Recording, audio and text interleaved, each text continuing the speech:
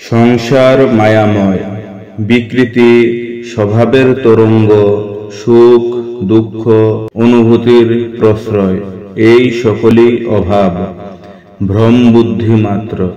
অতএব পতি সেবাতে সর্বদা বিবৃত থাকিতে চেষ্টা করিবেন, ফলাফলের দিকে লক্ষ্য রাখিবেন না।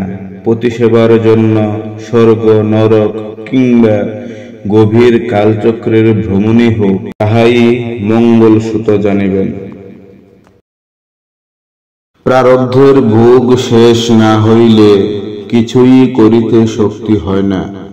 শরীরটি পরের বশে চলিয়া যাইতেছে, নিত্য সর্বত্রই পরাধীন গাত্র ইন্দ্রিয়াদির দ্বারা বিবর্ণ হইয়া ক্ষয়প্রাপ্ত হইয়া থাকে।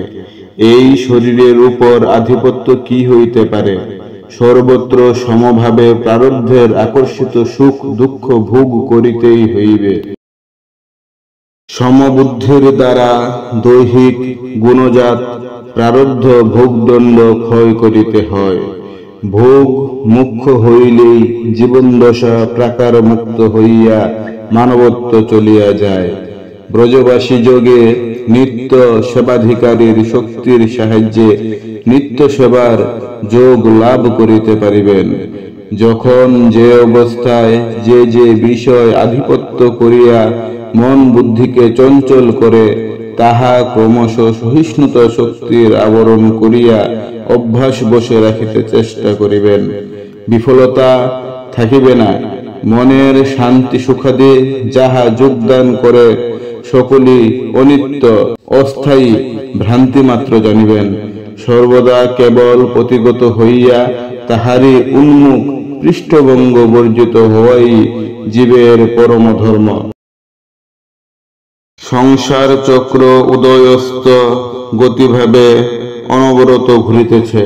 এই ভ্রম শোধনের জন্য ভগবানের অর্থাৎ সহিষ্ণুতার পরিণাম শক্তি স্মরণ দ্বারা শ্রদ্ধার উদ্বর্ধন করিয়া লইতে হয়।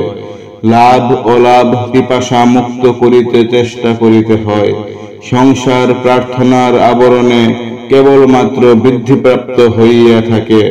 যজনাদি ক্রীড়ার চর্চায় তাহার নিবৃত্তি হয় না।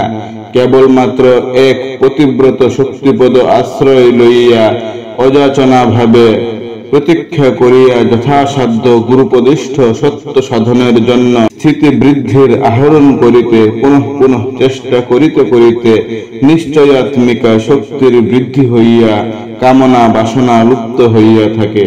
তখন সকল অভাবী দূর হইয়া আনন্দ প্রকাশ হইয়া যায়। প্রারব্ধ ভোগের জন্য কোনরূপ চঞ্চল কি ভয় করিতে নাই।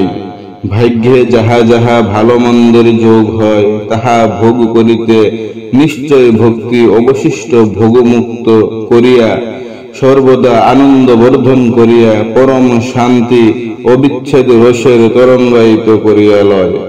অতএব সর্বদা যখন যেমনি অবস্থার উদয় হোক না কেন, সহিষ্ণুতার দ্বারা সর্বদা সহ্য করিয়া লইবেন। সর্বদাই ভগবৎ সেবার জন্য দৃঢ় আলিঙ্গন শক্তির বৃদ্ধির জন্য চেষ্টা করিবেন।